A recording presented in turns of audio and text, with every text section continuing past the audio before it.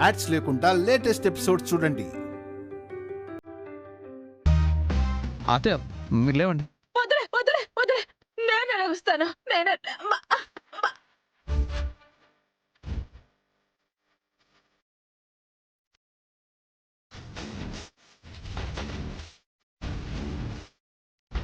ఏమైంది వదినా?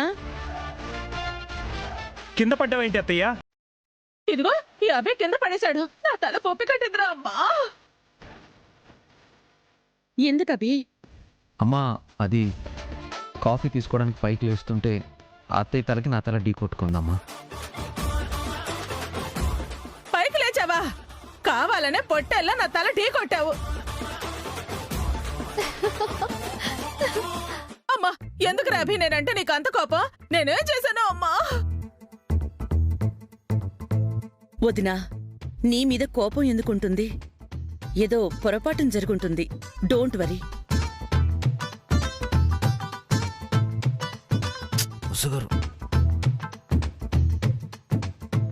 సారీ అత్తయ్య, ఐఎమ్ వెరీ సారీ.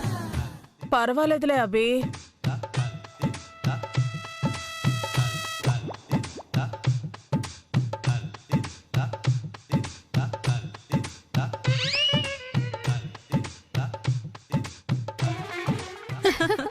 అక్క పిన్నికి బాగా అయింది. పైకెళ్తే అభి చేతిలో నీకవుతుంది పెళ్లి. మరీ అల్లరి పిల్లలా తయారవుతున్నావు.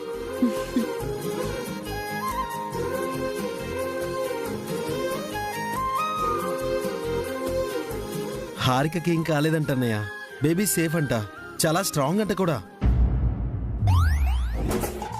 ఎంతైనా నా బేబీ కదా. అది డాక్టరా లేక యాక్టరా? అలా ఎలా చెప్పిందిరా?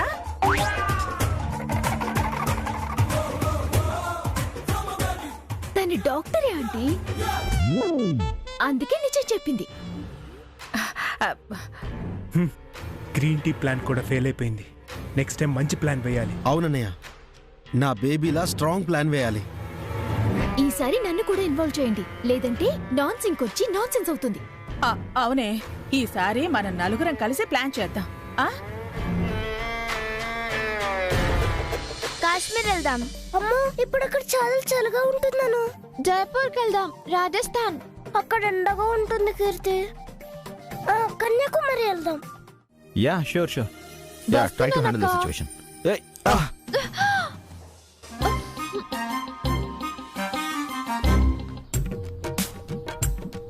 కావాలని ఢీ కొట్టారు కదా. ఇప్పుడు మీరు షార్ట్ రివైండ్ చేసుకోండి.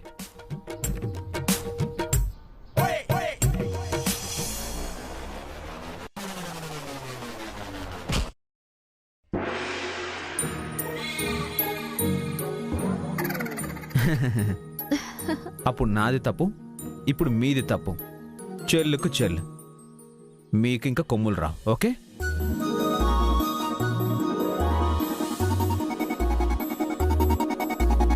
ఎక్కడికి వెళ్దాం? ఎక్కడికి వెళ్దాం? ఎక్కడికి ఎక్కడికి వెళ్దాం? అన్నీ ఇటువైపు అన్నయ్యా. ఎక్కడికి ఎక్కడికి? అలా చూడండి, వాళ్ళ కోరికలకి రెక్కలొచ్చాయి. ఇండియా మ్యాప్ పెట్టుకుని ఏ స్టేట్కి వెళ్దామా అని తెగ చర్చించుకుంటున్నారు. ఒక్క పని చేద్దాం, ఎక్కడికి వెళ్ళాలో తల చిట్టి రాద్దాం. ఎవరి చిట్టి వస్తే అక్కడికి తీసుకెళ్ళమని డాడీకి చెప్తాం. Okay, good idea.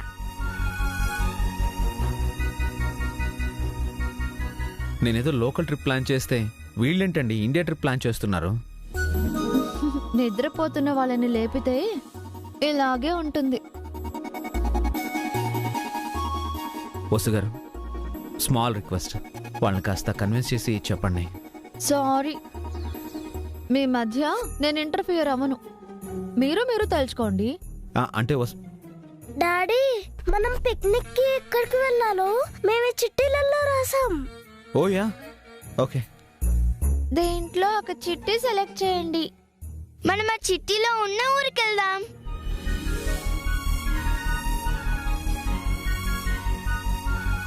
Okay okay, పోనీ ఓ పని చేద్దాం. నేను ఓ ప్లేస్ అనుకుంటాను, నాకు కూడా ఓ చీటీ ఇవ్వండి, నేను రాసిస్తాను.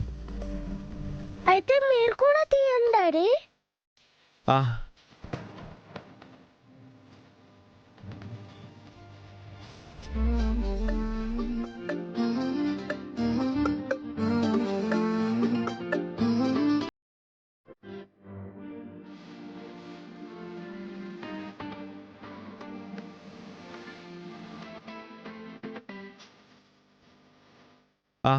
చిట్టి ఎవరు తీస్తారు?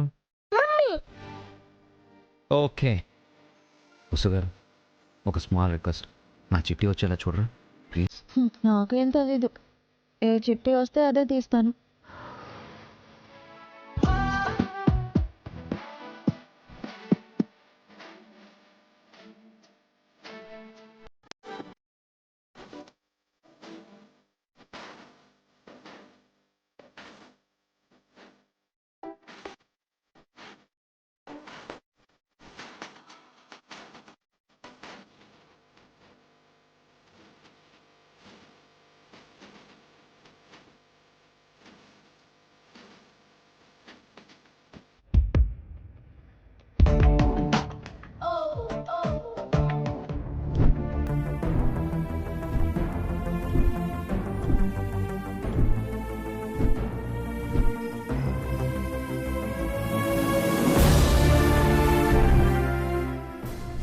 కన్యాకుమారియా మమ్మీ? కాశ్మీరా? మైసూరా? వసుగారు చెప్పండి. త్వరగా చెప్పు మమ్మీ. చెప్పు mummy. Local trip. Yeah local trip.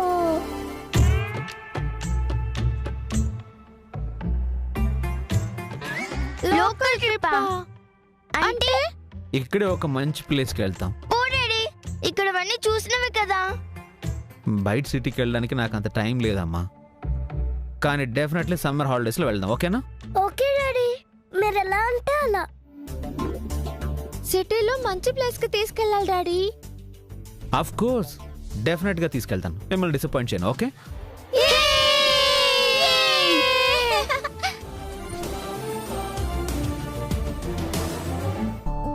Thanks Vasu గారు. వెల్కమ్.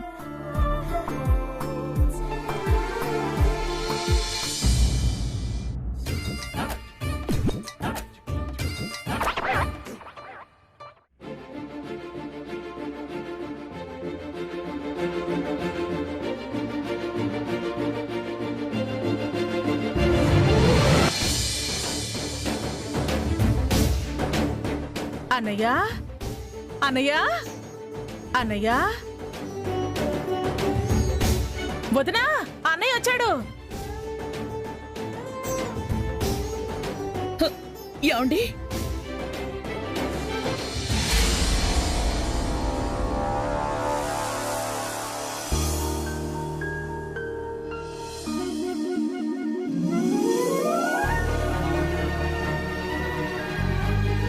మావయ్య ఎలా ఉన్నారు మావయ్య? బావున్నానమ్మా. నాన్న అప్పుడు వచ్చాడేంట్రా, ఒక నెల రోజులైనా ఉండిపోతాడు అనుకున్నాను. అదే నాకు అర్థం కావట్లేదన్నయ్య. నాన్న ఇంట్లో ఉంటే మన ప్లాన్లు అమలు చేయగలమా?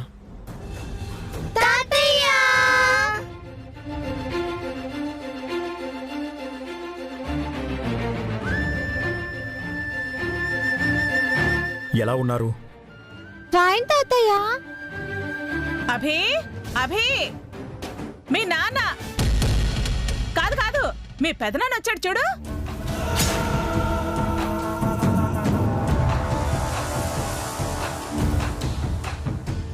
పెదనాన్నేంటి సుమంగళి, వాడికెప్పుడు నేను నాన్ననే.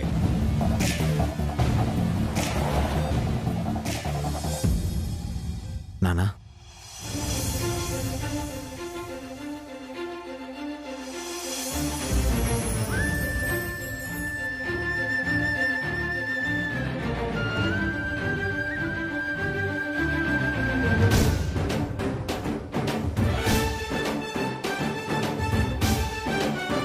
చూసావా వదనా, ఇంటికి రాగానే కన్న కొడుకులని కాకుండా పెంపుడు కొడుకుని కౌగులించుకుంటున్నాడు అన్నయ్య.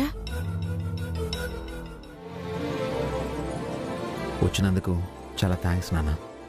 నీకు కూడా అది. నువ్వు లేనింట్లో నేనుండలేకపోయాను. నువ్వు తిరిగొచ్చి నన్ను పిలవగానే వచ్చేశా.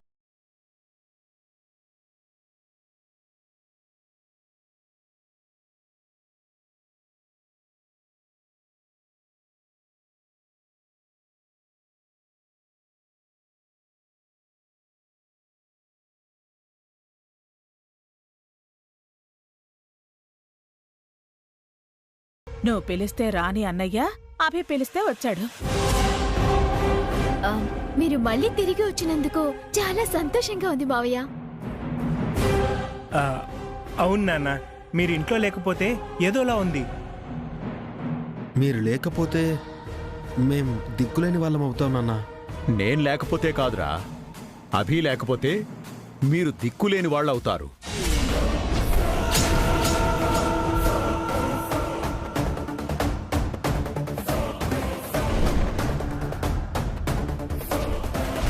అవును మరి, ఆస్తంతా అభిదే కదా. భాస్కరు అఖిలకు ఆస్తి లేదు కాబట్టి అనాథలవుతారు. ఆస్తి కాదు సుమంగళి, అభి సమర్థత. అసమర్థులకు ఎంత ఆస్తి ఉన్నా ఏం ఉపయోగం లేదు.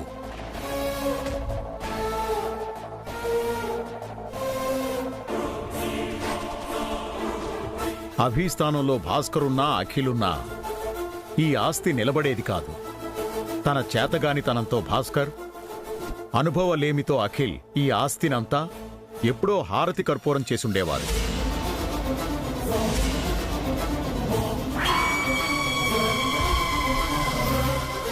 ఈ పాటికి మీ చేతుల్లో చిప్ప మిగిలేది.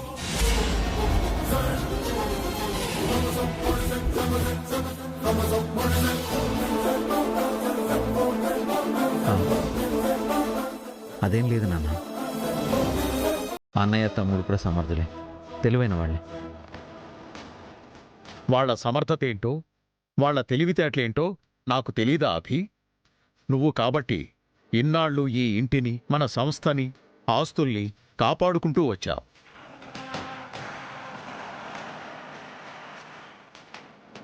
నీ స్థానంలో వేరే ఎవరున్నా ఒకటి ఆస్తిని పోగొట్టేవారు, లేదా తన స్వార్థం తను చూసుకొని విడిపోయేవారు.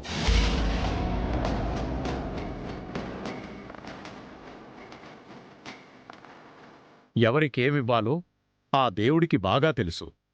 మన అర్హతను బట్టే ఆ దేవుడిస్తాడు. అలాగే నీకు ఆస్తినిచ్చాడు. నీపై ఆధారపడ్డ అన్నయ్యని, తమ్ముణ్ణి బాధ్యతగా చూసుకునే ప్రేమ నీకిచ్చాడు.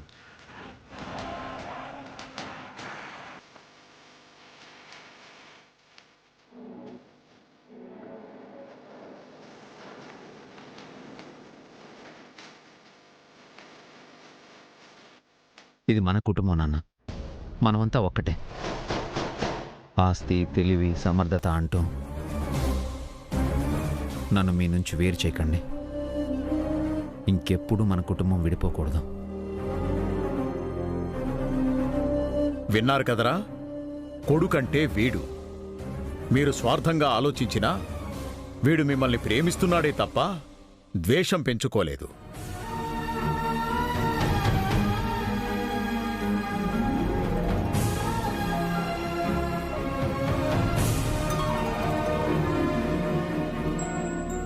తప్పులు తెలుసుకొని ఇకనైనా సవ్యంగా ఉండండి. వీడిలా ఆలోచించడం నేర్చుకోండి. ఇకపై ఈ ఇంటికి పెద్ద దిక్కు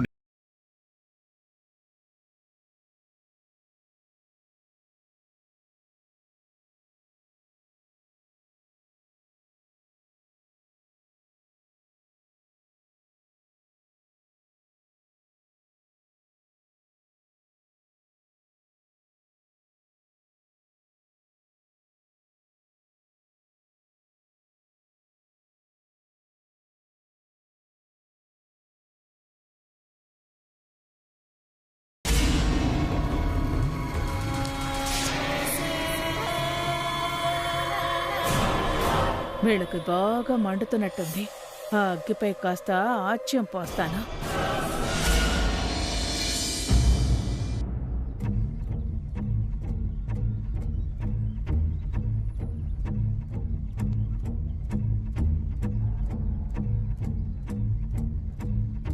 జయంతి,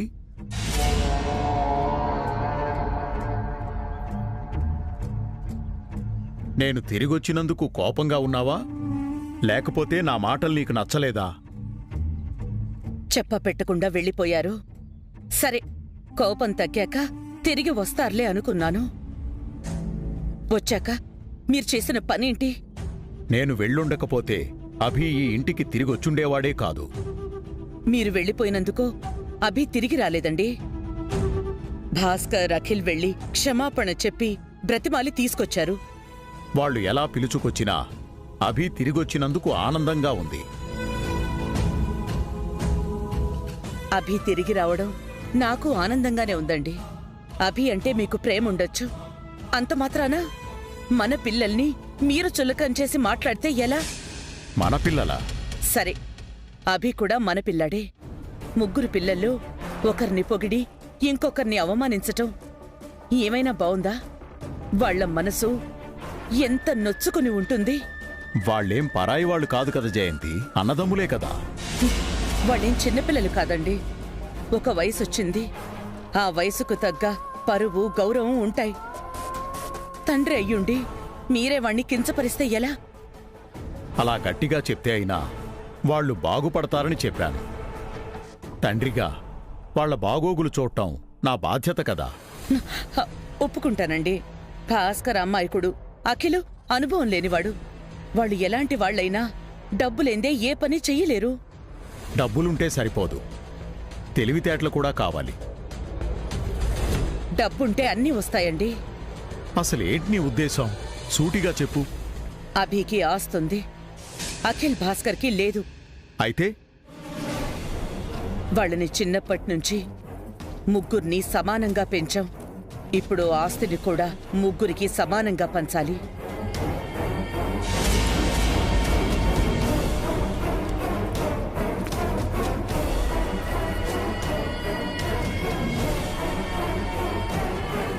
ఇది నీ ఆలోచన లేకపోతే వాళ్ళ ఆలోచన?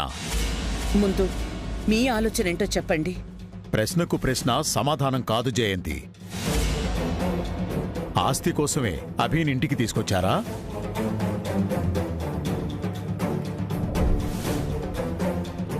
చెప్పు జయంతి, అభి కంటే ఆస్తే ఎక్కువైందా మీకు? ఆస్తి కంటే అభి ఎక్కువ, కానీ అఖిల్ భాస్కర్లకు కూడా ఆస్తి కావాలండి. ఆస్తి కావాలని వాళ్ళు అడిగారా? నేనడుగుతున్నాను. అభిని పెంచినందుకు విలువ కడుతున్నావా? మన కన్న బిడ్డల భవిష్యత్తు గురించి భయపడుతున్నాను. అభి ఉండగా నీకేం భయం లేదు. నిన్ను నన్ను అభి ఎలా చూసుకుంటున్నాడో తన అన్నయ్యని తమ్ముణ్ణి అలాగే చూసుకుంటాడు. మనం బ్రతికున్నంత వరకు ఓకే అండి. రేపు మనం పోయాక ఎవరు ఎలా మారతారో తెలీదు కదా. అందుకే ఇప్పుడు ఆస్తి పంపకాలు చేస్తే. ఆగు జయంతి, నా కంఠంలో ప్రాణం ఉండగా మళ్ళీ నా ముందు ఆస్తి పంపకాల ప్రసక్తి ఎత్తకు. నాపై నీకేమాత్రం గౌరవం ఉన్నా నా మాట విను.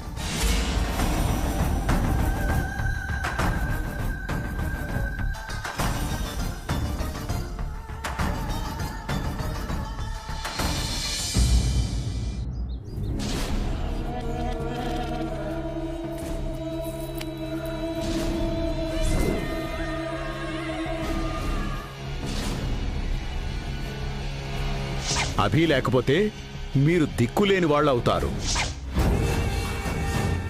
తన చేతగానితనంతో భాస్కర్, అనుభవలేమితో అఖిల్ ఈ ఆస్తినంతా ఎప్పుడో హారతి కర్పూరం చేసుండేవారు. నువ్వు కాబట్టి ఇన్నాళ్ళు ఈ ఇంటిని, మన సంస్థని, ఆస్తుల్ని కాపాడుకుంటూ వచ్చావు. చిచ్చే, మా అన్నయ్యకు ఊరి చివర ఓడల మర్రికి ఉన్నంత వయసు వచ్చింది కానీ ఆ పక్కనే ఎత్తుగా పెరిగిన తాటి చెట్టంత తెలివి కూడా లేకుండా పోయింది.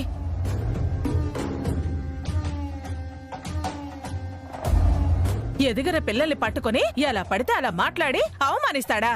నా మేనల్లుళ్ళ పరువు తీస్తాడా?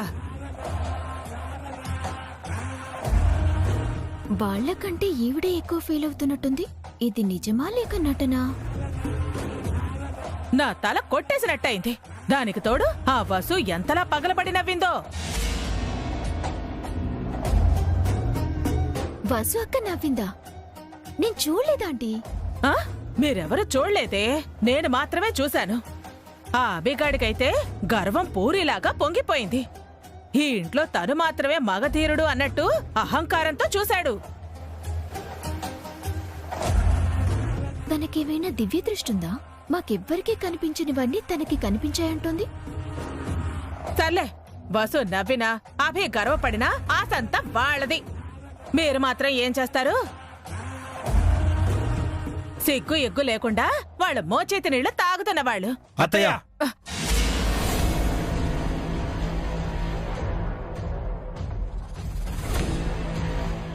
ఏంట్రా వాళ్ళు మోచేతి నీళ్లు కాక కృష్ణా గోదావరి నీళ్లు తాగుతున్నారా?